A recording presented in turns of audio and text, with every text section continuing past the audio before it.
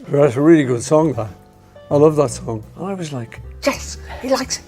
You know, I've remembered it to this day. At 83 years old, Paul McCartney finally speaks with a calmness that only time can give. But the story he's sharing now isn't the one fans expected. For decades, people around the world have argued, theorized, and wondered about what truly happened behind the Beatles. The smiles, the genius, the chaos, and the cracks no one saw coming. But Paul has always been careful. He protected memories, he protected friendships, and he protected the legacy of the band that changed music forever. Yet today, when he reflects on those years, there's a softness in his voice. Almost a mixture of pride and something far heavier. He doesn't point fingers. He doesn't rewrite history. Instead, he reveals how much pressure they carried, how deeply they cared, and how easily things could unravel when the world expected perfection. And as he opens up, piece by piece, you start to realize this isn't just a story about music. It's a story about 4 young men who shot to unimaginable heights before they ever learned how to handle the weight of it all. What Paul shares now finally connects the missing pieces, and it changes the way you see the Beatles forever. What makes Paul's recent reflections so striking is how they show the gap between what the world imagined and what the Beatles were actually living through. And that's where the story truly begins. Because behind the unforgettable harmonies and electric crowds was a young Paul suddenly carrying a level of responsibility he never openly talked about. As the band exploded in popularity, someone had to keep the wheels turning.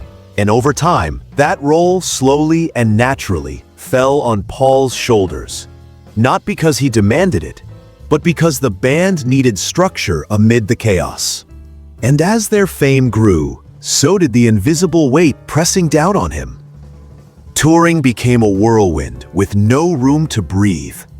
Interviews, decisions, deadlines, everything moved at a pace no one could fully control.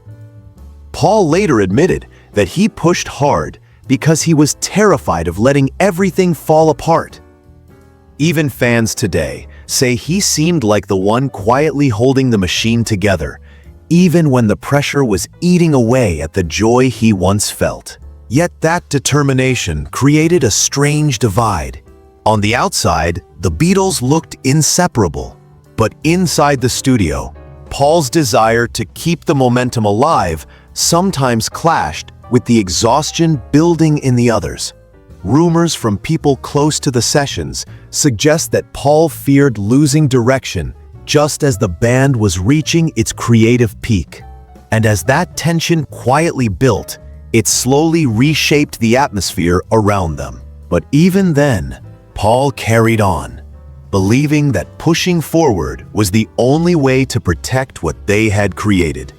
Still, the atmosphere was changing, and the signs of strain were starting to appear in ways none of them fully understood. Because what Paul didn't realize at the time was that the greatest pressure wasn't outside. It was forming right inside the studio walls.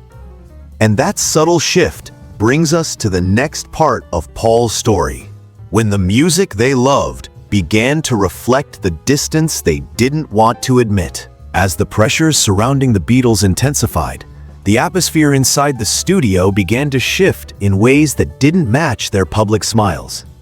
And that's where the hidden divides started to surface. Not suddenly, but gradually, like a slow crack forming beneath polished paint. Paul has often said he loved the studio more than anything, but even he couldn't ignore how different things felt as everyone matured and their creative paths pulled in different directions. John was experimenting more, searching for sounds and ideas outside the traditional Beatles framework.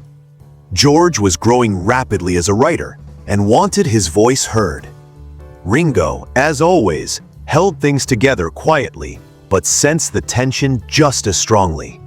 And Paul, trying to keep the group focused, unintentionally became the anchor and the disruptor at the same time.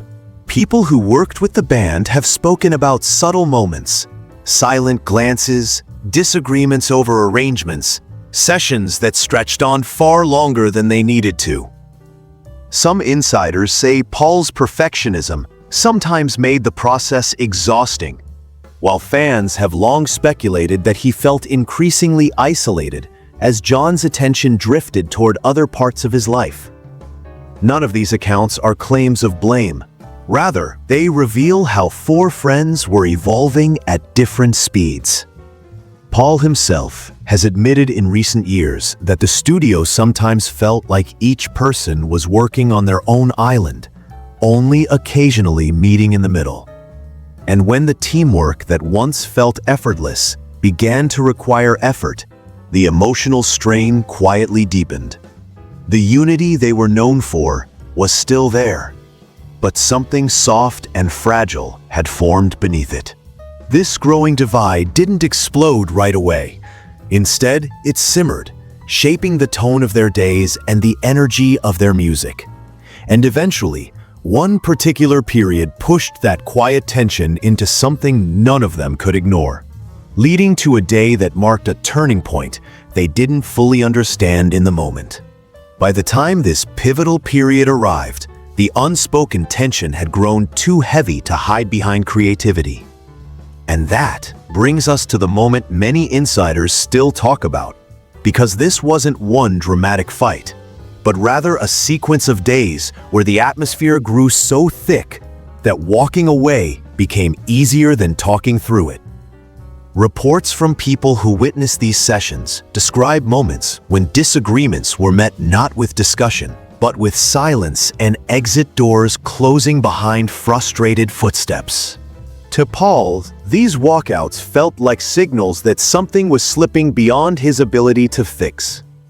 He believed, with all his heart, that the Beatles could overcome anything if they simply stayed focused. But not everyone saw the situation through that same lens. Some felt overwhelmed. Others felt unheard. And Paul, caught in the middle, struggled to understand how quickly the emotional dynamic had changed. This difficult stretch wasn't just about music. It carried personal undertones.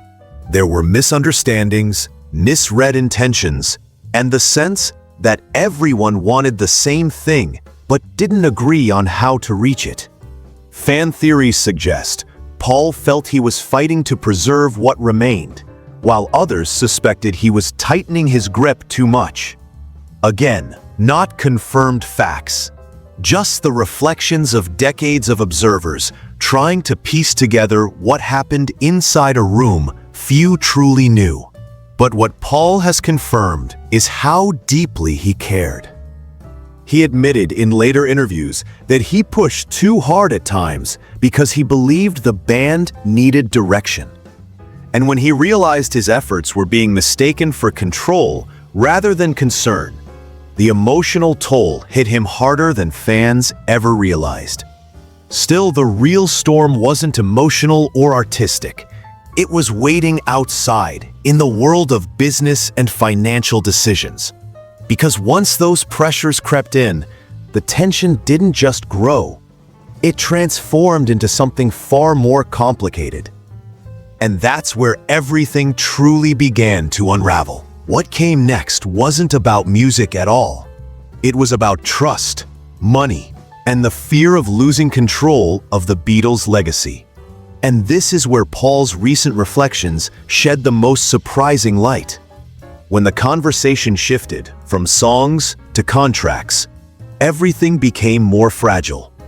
Suddenly, the disagreements weren't artistic. They were legal and permanent. And once business entered the picture, the emotional cracks from before widened into real fractures. Paul found himself standing alone on one side of a decision that would change everything. While the others supported bringing in Alan Klein, Paul felt uneasy about placing their empire in someone else's hands. He later said that something inside him didn't feel right about the direction things were moving. Whether he was cautious or simply overwhelmed, he sensed trouble forming long before anyone else acknowledged it. Fans have long speculated that this management divide was the true breaking point, not any musical disagreement. And although not all details are confirmed, Paul has openly spoken about how deeply betrayed he felt when he realized he was the only one resisting a choice he believed could cost them everything. Suddenly, the bond that once held the Beatles together felt fragile, almost unfamiliar. The business meetings grew tense. Decisions were made without full agreement. And Paul, already carrying emotional strain from the studio, now faced a battle he never wanted to fight. This wasn't about creative differences. It was about protecting everything they had built. And the loneliness of standing on that side of the argument stayed with him for years. But even as those business conflicts escalated, something even more personal was falling apart. Something Paul never fully healed from. And that's the part of the story that reveals the deepest emotional wound of all. What made the business conflict even more painful was how it quietly seeped into the one bond Paul believed could survive anything: his friendship with John. And that's where the story turns from tension to heartbreak. Because once the legal arguments intensified, their personal connection became caught in the crossfire. Paul has often been careful when speaking about this era, but when he does open up, there's a visible ache in his words, as though he still wishes he could rewrite certain moments. Throughout the 1960s, Paul and John had been inseparable partners, pushing one another creatively, laughing at inside jokes, and finishing each other's sentences. But as the years passed, small misunderstandings began to multiply. John was changing, growing into his own identity, exploring new influences and relationships.